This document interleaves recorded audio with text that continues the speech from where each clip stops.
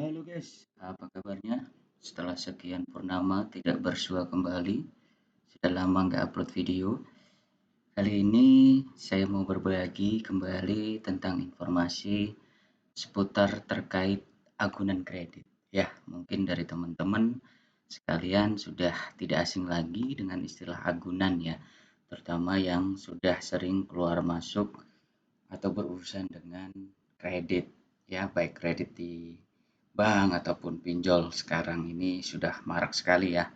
Nah, di kesempatan kali ini kita akan belajar bareng terkait dengan khususnya kredit yang menggunakan agunan.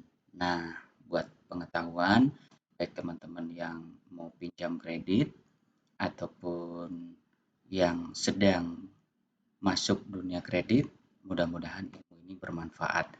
Sebelum masuk ke materi, saya mau sapa dulu teman-teman sekalian dengan sebuah pantun ya. Beli lagi ke toko Pok Yati, pulangnya mampir beli lapis legit. Mudah-mudahan ada yang dalam hati atau ngomong secara langsung bilang cakep, itu ya seperti yang lagi ngomong nih.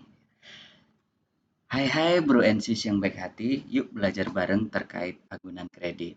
Cakep, karena nggak ada yang ngomong cakep, saya ngomong sendiri ya. Nah, di materi kali ini nanti kita akan belajar apa saja. Nanti kita akan bahas menjadi 4 bagian. Ada terkait dengan konsep dasar agunan, kemudian nanti kita juga akan belajar terkait aspek hukum kepemilikan objek, ya dari masing-masing objek yang dijadikan agunan itu nanti masing-masing punya karakteristiknya masing-masing ya. Jadi critical point-nya ada apa saja sih? Nah, itu yang akan kita kupas di agenda kedua ini.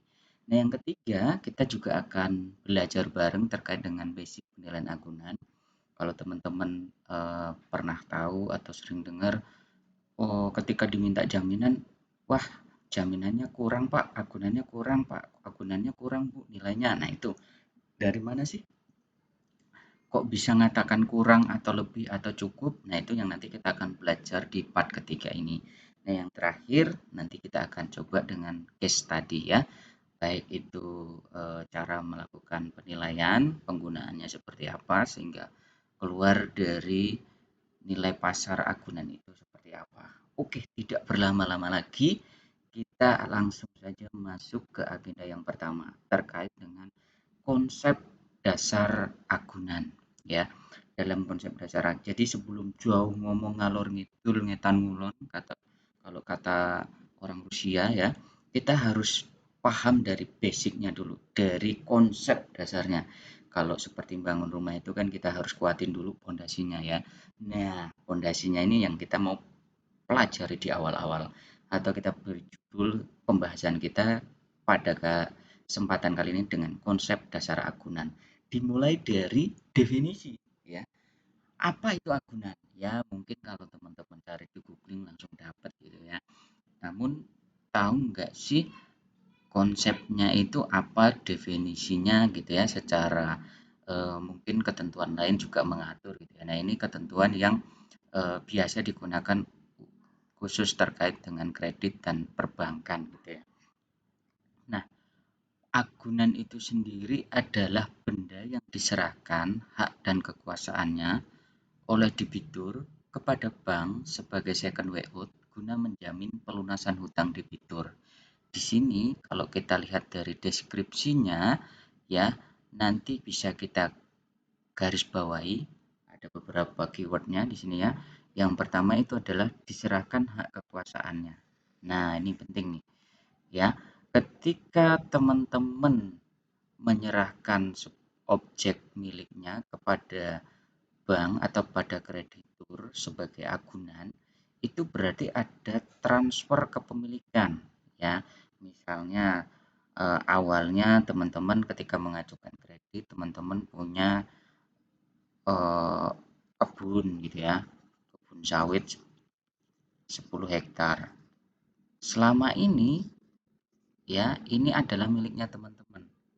Ketika teman-teman mengajukan kredit, kemudian kebun sawitnya ini dijadikan agunan, sementara waktu kepemilikannya ya secara pencatatan di bukti kepemilikan kalau misalnya awalnya atas nama Pak Ijo, Paijo mengajukan kredit ke Mandiri, maka sementara waktu Lek Paijo ini tidak bisa mengklaim seutuhnya bahwa kebun sawitnya itu sekarang punya dia. Karena nantinya sementara waktu selama objek tersebut menjadi agunan di bank, itu akan menjadi hak kekuasaannya punya bank tersebut atau punya kredit tersebut. Tapi hanya pencatatan secara hukumnya gitu ya. Tapi kalau hasil panennya atau hasil dari sawitnya itu sendiri itu tetap bisa dinikmati oleh Lek Paijo.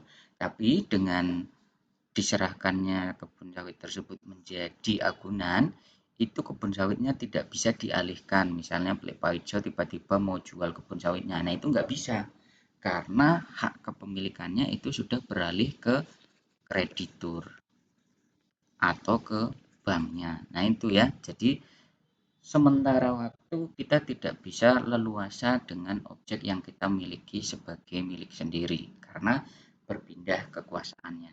Nah, poin kedua terkait dengan definisi agunan itu adalah sebagai second way out ya. Ya, kreditur atau bank itu bukanlah mau beli agunannya teman-teman, tapi sebagai backup atau cadangan. Seandainya nanti teman-teman yang mengajukan kredit ini atau istilahnya kita sebut dengan debitur ya. Debitur ini mengajukan kredit. Kalau di kemudian hari tidak sanggup melunasi kewajibannya atau misalnya terjadi sesuatu gitu ya, akhirnya macet kreditnya. Nah, secara tidak langsung mau tidak mau secara terpaksa akhirnya kebun sawitnya oleh Pak Ijo ini kalau oleh Pak Ijo macet dia dijual untuk apa? Untuk melunasi utangnya si debitur ini di kreditur atau di bank supaya lunas gitu ya. Nah, kalau ini nanti kita akan bahas terpisah. Oh, kalau apakah setelah dijual akunannya itu udah otomatis lunas terus segala macam, kita bahas di lain sesi. Nah, kita pahami dulu sekarang definisi dasarnya dulu apa itu agunan. Nah, selanjutnya jenis agunan itu ada apa saja gitu ya. Sebenarnya ada 3 kelompok gitu ya. Yang pertama itu termasuk dalam benda bergerak, contohnya ada deposito, piutang, persediaan barang atau inventory, kendaraan bermotor, hak sewa, tempat usaha. Nah, yang dimaksud di sini bukan serta-merta fisiknya yang bergerak ke sana kemari gitu ya. Tapi nanti lebih dilihat kepada value-nya. Apakah value-nya itu cenderung cepat berubah atau relatif stabil dari waktu ke waktu. Itu definisi dari benda bergerak. Eh, Selain benda bergerak, ada juga yang namanya benda tidak bergerak.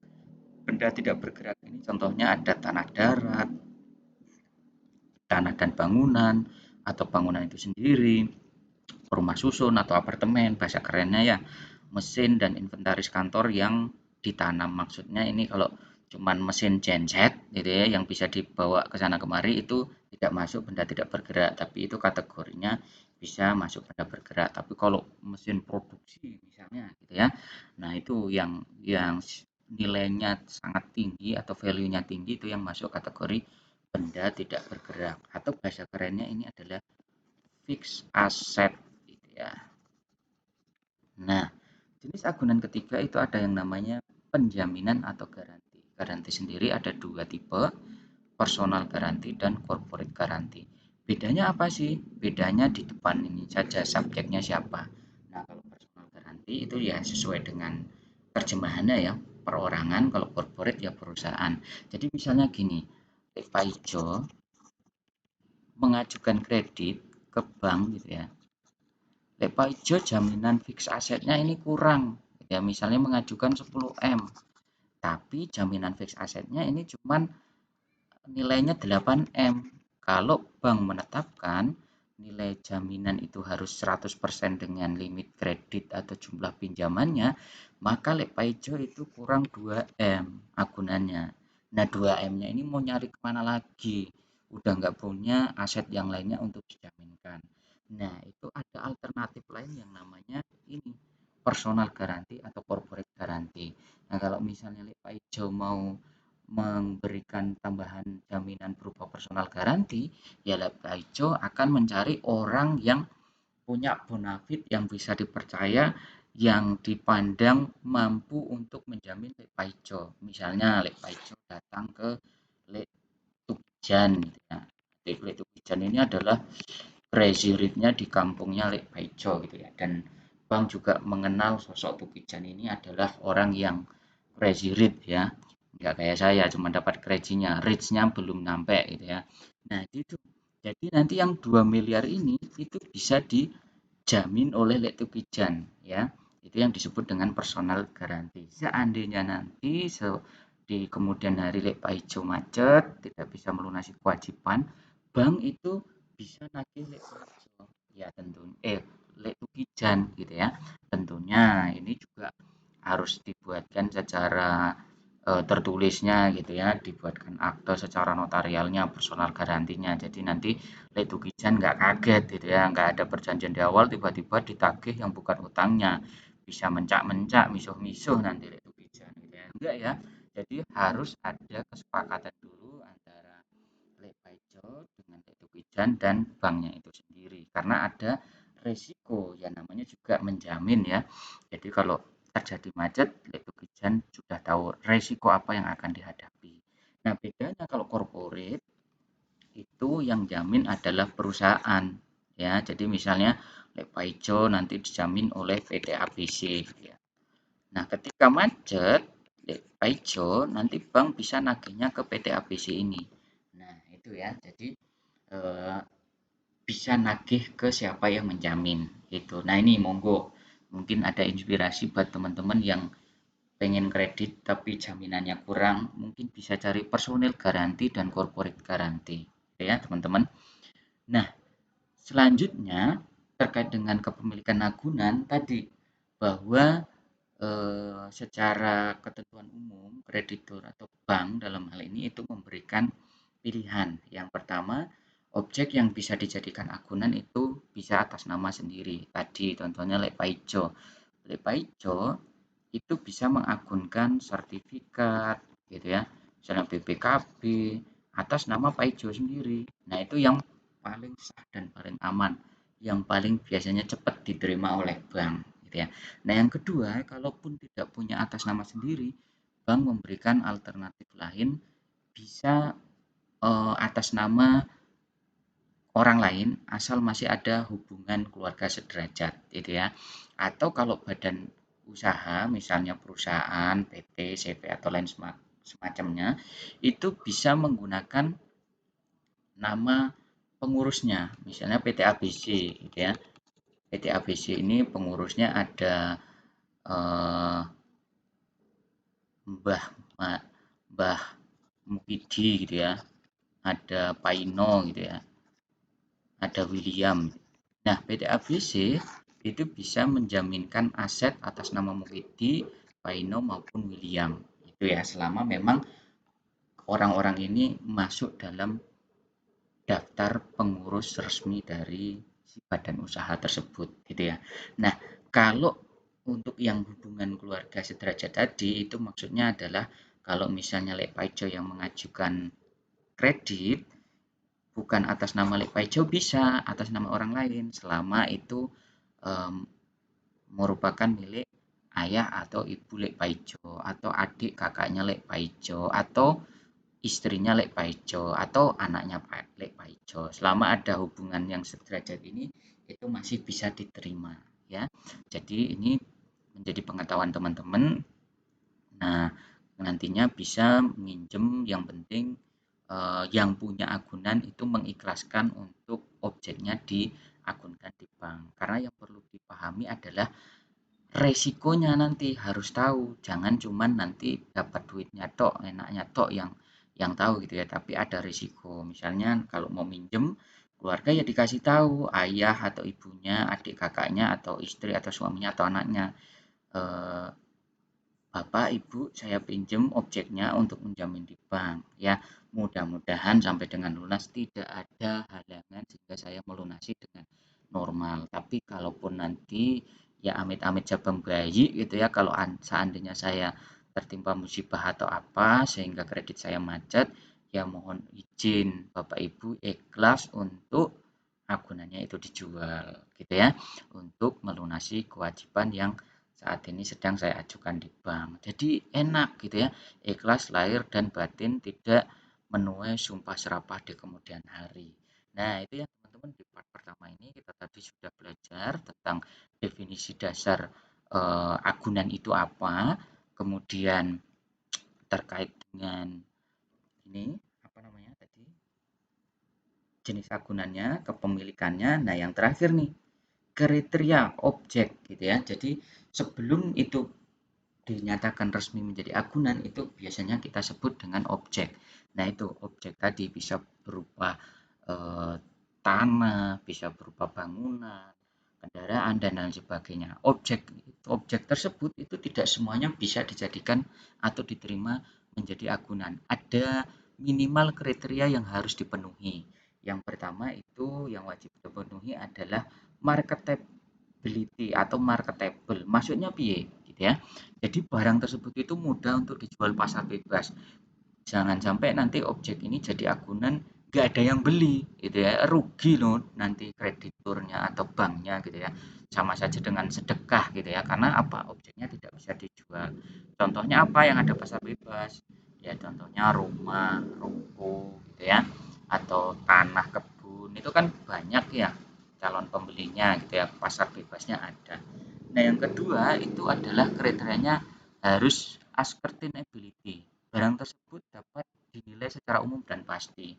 Nah, ini yang unik gitu ya. Jangan sampai nanti objek tersebut itu hanya nilainya tinggi kalau dijual untuk kalangan tertentu saja. Contoh sederhananya, ilustrasinya itu seperti sebuah barang antik atau misalnya teko gitu ya, teko ajaib gitu ya, teko antik lah ya. Teko antik kalau buat pencinta seni atau kolektor harganya bisa miliaran gitu ya. Nah, tapi kalau dijual di pasar bebas gitu ya, teman-teman jual teko antik ini dijual miliaran, ya dijamin tuh setahun 2 tahun nggak ada yang beli gitu ya kalau dijual di pasar bebas. Karena apa? Teko tersebut tidak bisa dinilai secara umum oleh halayak ramai gitu ya, atau halayak umum. Ya tadi, hanya kolektor atau pecinta barang antik saja yang berani membeli dengan harga tinggi. Contohnya teko ajaib itu. 100.000 aja kalau dijual ke saya masih tak tawar, bisa 50.000 enggak gitu ya. Jangankan sampai miliaran. Nah, itu ya prinsip atau kriteria yang kedua.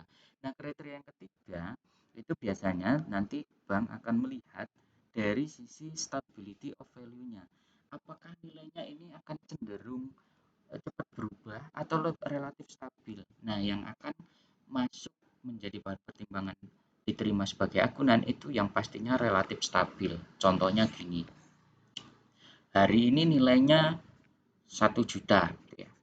Lah besok kok tinggal 10.000 misalnya. Tiba-tiba besok lagi naik jadi 10 juta. Besoknya lagi jadi nol. Nah, ini yang bikin jantungan bin was-was gitu ya. Ini yang sangat dihindari oleh bank. Yang pasti nantinya akan diterima itu adalah yang relatif stabil karena kredit ini sendiri sifatnya relatif jangka panjang ya, paling cepat setahun gitu. Bahkan ada yang 2 tahun, 3 tahun, bahkan kalau yang kepemilikan rumah itu sampai 15 tahun ya, 20 tahun malah. Nah, itu yang sifatnya relatif stabil, ini yang biasanya nantinya akan bisa diterima sebagai agunan gitu. Nah, yang kriteria keempat itu ada yang namanya transferability ya, maksudnya ini bisa dipindah tangankan adalah hak kepemilikannya sesuai dengan definisi awal tadi gitu ya. Bisa dipindah tangankan hak kekuasaannya.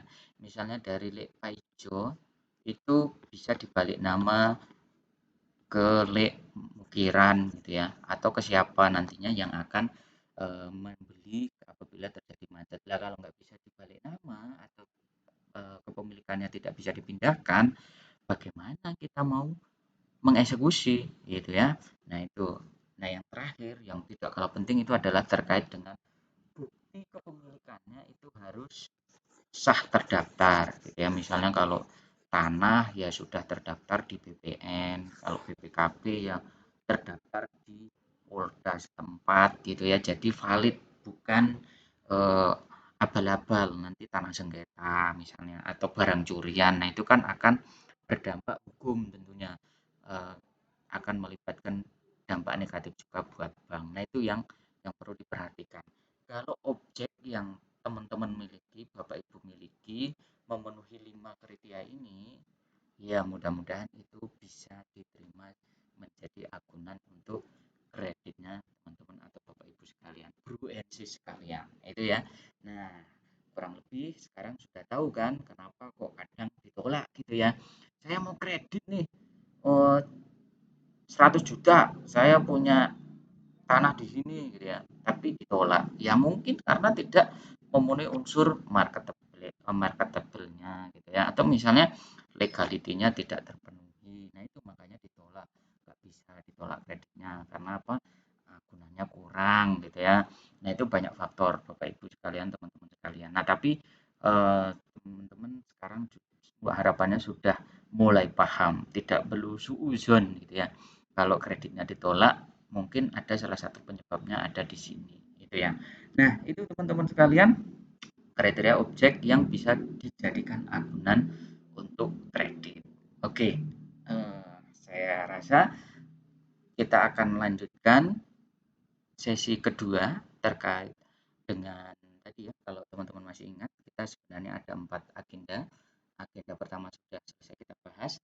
Selanjutnya kita akan bahas agenda kedua di next video. Jadi buat yang penasaran pembahasan selanjutnya, jangan lupa pantengin terus channel ini. Syukur-syukur di subscribe ya, biar tambah semangat yang buat video.